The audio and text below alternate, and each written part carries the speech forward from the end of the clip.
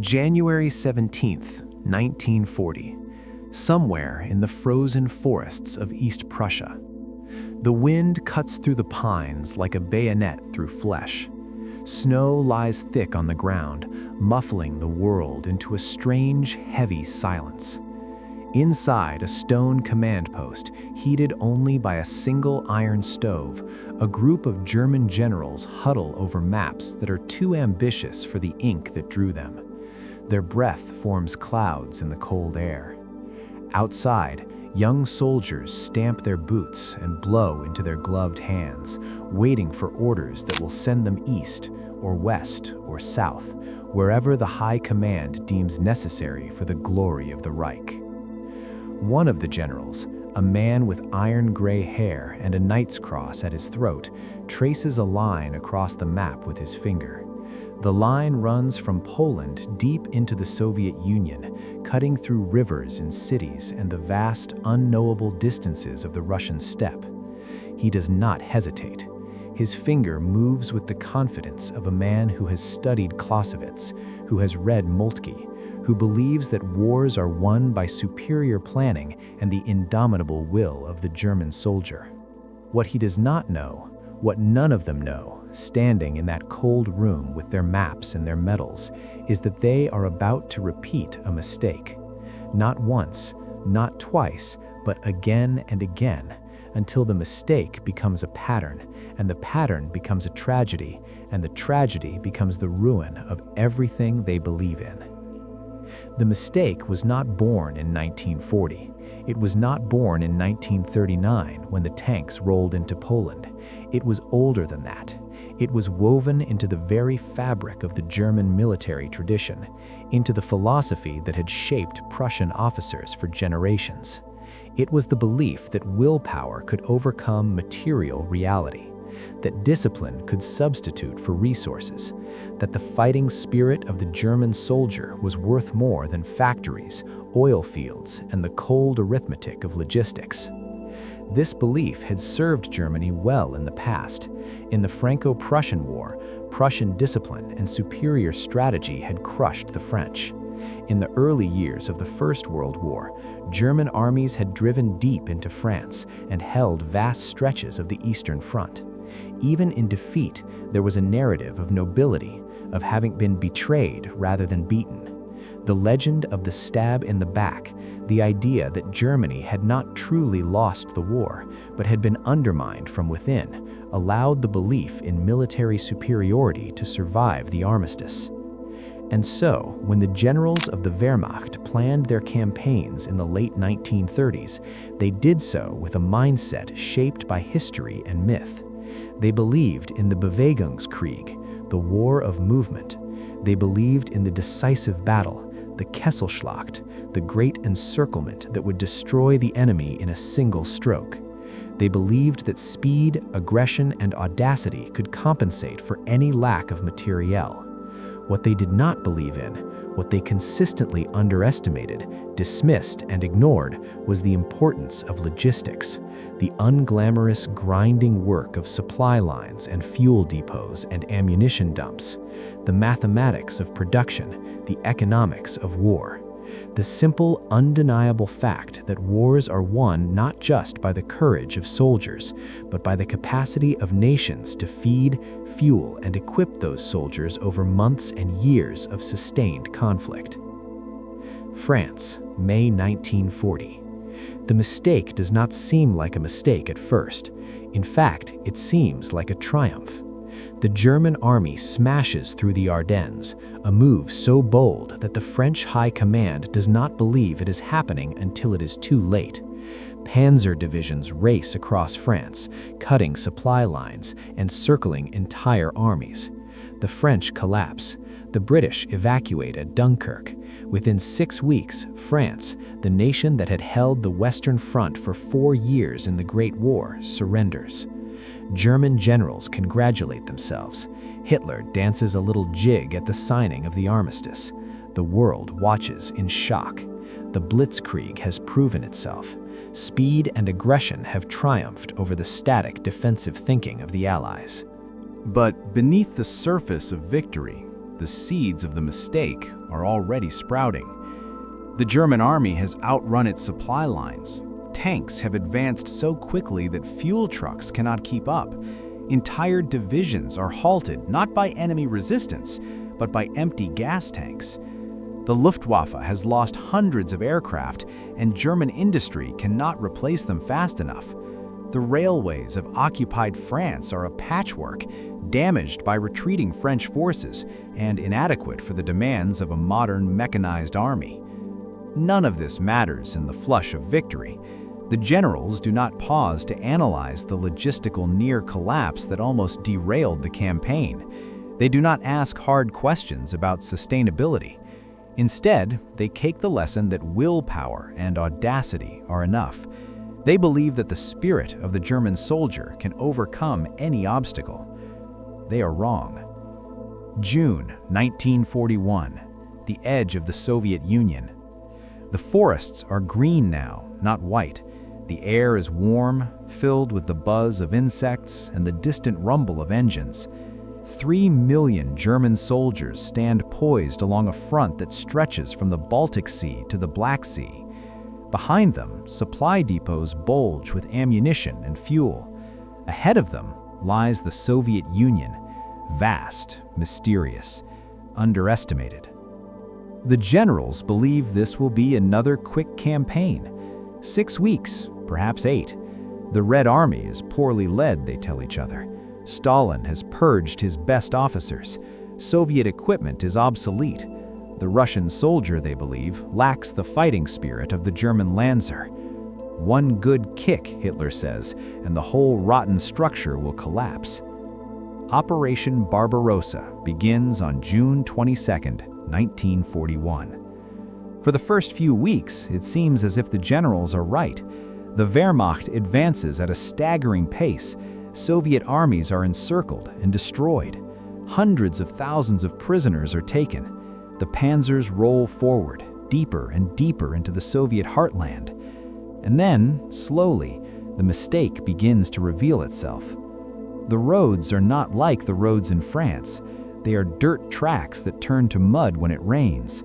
The railways are a different gauge than the German system, requiring every mile of track to be relaid or every train to be transferred to new wheels. The distances are incomprehensible. A German soldier can march for days and still see nothing but empty steppe, villages that seem unchanged since the Middle Ages, forests so deep that entire units disappear into them. The supply lines stretch, they strain, they begin to break. By August, German divisions are receiving a fraction of the fuel and ammunition they need. Tanks are abandoned for lack of spare parts. Horses, hundreds of thousands of horses, because the German army is not as mechanized as propaganda suggests, begin to die from exhaustion and lack of fodder. Soldiers march in boots that are falling apart. The Luftwaffe cannot maintain air superiority because there are not enough planes, not enough pilots, not enough fuel. And still, the generals push forward. They believe that one more battle, one more encirclement will break Soviet resistance. They believe that willpower can substitute for gasoline. They believe in the superiority of German arms and German spirit. They do not believe in the mathematics of logistics. There is a number that haunts the German war effort, though few of the generals understand it at the time. The Soviet Union produces more than the Reich, not just more oil, though the oil fields of Baku dwarf anything Germany controls, not just more steel, though Soviet foundries churn out metal in quantities that German industry cannot match, but more of everything. More tanks, more planes, more artillery shells, more rifles. And behind the Soviet Union, separated by an ocean but inexorably moving closer, is the United States. American factories in 1941 are not yet fully mobilized for war, but they are vast, they are efficient, they are capable of producing automobiles, tractors, and industrial equipment at a scale that no European nation can comprehend. In Detroit, a single factory complex produces more vehicles in a month than all of German industry can produce in a year. This is the reality that German generals refuse to accept. They see war as a contest of wills, a test of courage and strategy. They do not see it as a contest of economies, a grinding industrial process in which the nation with more factories, more resources, and more rational logistics will inevitably prevail. When German intelligence reports reach the high command detailing Soviet production capabilities, the generals dismiss them. The numbers must be wrong, they say. Russian statistics are always exaggerated. When reports come in about American industrial potential, they are similarly ignored. America is a nation of shopkeepers and jazz musicians, they tell each other. They lack the martial spirit. They will never be able to match the fighting quality of the German soldier. This is the mistake, not a single decision, but a pattern of thought, a refusal to accept the reality of industrial war, a belief that spirit can triumph over steel, that courage can substitute for oil, that the will to fight is more important than the capacity to produce. Winter, 1941, the outskirts of Moscow. The snow has returned. It falls in thick, heavy flakes that cling to everything: coats, rifles, the frozen faces of soldiers. German troops, exhausted from months of continuous combat, dig shallow trenches in ground so hard it has to be blasted with explosives. Their summer uniforms are inadequate. Frostbite spreads through the ranks. Vehicles refuse to start because the oil has frozen in their engines. They can see the spires of Moscow in the distance, so close. One final push, the generals say, and the city will fall, and with it, the Soviet Union will collapse. But the push does not come. There is no fuel for the tanks, no ammunition for a sustained offensive. The soldiers are starving, sick, frozen. And then, on December 5th, the Soviets counterattack. Fresh divisions, pulled from Siberia, smash into the overstretched German lines. These are soldiers equipped for winter, fed and supplied by a logistical system that, while crude, is functional. The Germans retreat. Not an orderly withdrawal, but a chaotic, desperate scramble to escape encirclement. For the first time, the Wehrmacht tastes defeat. The generals blame the weather. They blame Hitler for interfering in military decisions. They blame the vastness of Russia, the primitive roads, the savagery of the Soviet soldier. They do not blame themselves. They do not question the fundamental assumptions that led them to this frozen hell. The mistake is repeated in 1942. The summer offensive drives toward the Caucasus and the oil fields that Germany desperately needs. But once again, the Wehrmacht outpaces its supply lines. Divisions advance hundreds of miles, only to halt for lack of fuel. The Luftwaffe cannot provide adequate air support because the airfields are too far behind the front. The railways, still unconverted to German gauge, cannot deliver enough supplies. And then comes Stalingrad. The city becomes a symbol, a test of wills. Hitler orders that it must be taken. The generals pour men and materiel into the urban meat grinder, convinced that German fighting spirit will prevail. They do not pull back when the situation becomes untenable. They do not adapt their strategy to the logistical reality. They believe that willpower is enough. In November 1942, the Soviets encircle the German Sixth Army. The generals promise that the Luftwaffe will supply the pocket by air. It is a logistical impossibility. The planes do not exist. The fuel does not exist. The airlift capacity does not exist. But the promise is made anyway because the alternative is to admit that the German army has been trapped by its own overreach. The Sixth Army starves, freezes, dies. In February 1943, the remnants surrender. It is the greatest defeat in German military history, and still, the lesson is not learned. 1943, 1944, the mistake continues. In North Africa, Rommel's Africa Corps fights brilliantly, but it is always short of fuel, short of supplies, short of reinforcements. The British and Americans, supplied by the vast industrial capacity of the United States, grind forward. Rommel retreats. Eventually, he is evacuated. The Afrika Korps surrenders. In Italy, the Wehrmacht fights a skilled defensive campaign, but it is a delaying action, nothing more. There are not enough troops, not enough tanks, not enough aircraft. German industry cannot keep pace with losses. On the Eastern Front, the Soviets push westward.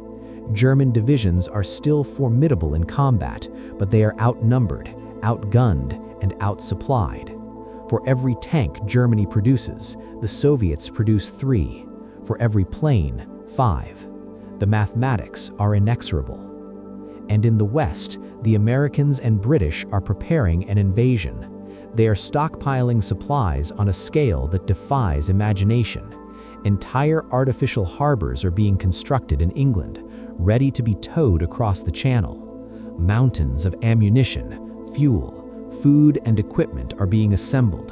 The logistical planning for D-Day is more extensive than the entire operational planning of some German campaigns. When the invasion comes in June 1944, the German response is crippled by the same old mistake. Panzer divisions cannot counterattack because they lack fuel. The Luftwaffe is almost invisible because there are not enough planes and not enough trained pilots. Reinforcements cannot reach the front because the railways have been destroyed by Allied bombing. The generals still speak of willpower. They still believe in the superiority of the German soldier, but the soldiers are fighting on empty stomachs with dwindling ammunition against an enemy that has an endless supply of everything. There is a photograph taken in the final months of the war. It shows a German tank, a Panther, abandoned by the side of a road. There are no burn marks, no shell holes. It has simply run out of fuel. The crew has walked away. This image, more than any battle, captures the essence of the mistake. The Panther was a superb tank, better armored than most Allied tanks, with a more powerful gun. In a one-on-one engagement, it could destroy a Sherman with ease. But the Sherman had something the Panther did not: a supply line that stretched back to the factories of Detroit, to the oil fields of Texas, to a nation that could produce, transport, and deliver everything its armies needed. The German generals designed a military for decisive battles. The Americans designed a military for sustained industrial war. The Germans believed in the brilliance of maneuver. The Americans believed in the mathematics of logistics. In the end, mathematics won. April 1945, Berlin. The city is in ruins.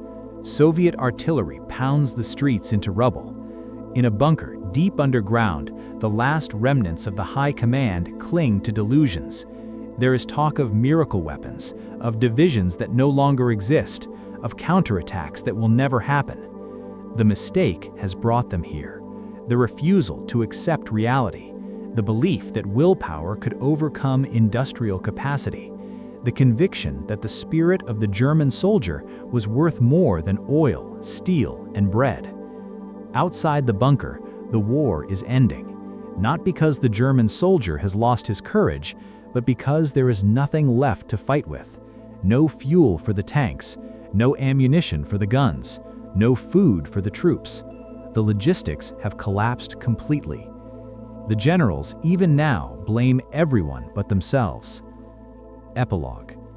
In the decades after the war, historians and military analysts would study the German campaigns, dissecting decisions, analyzing strategies, and one pattern would emerge, again and again, in every theater, in every year. The German military was brilliant at tactics, superb at operational art, but it was catastrophically blind to logistics.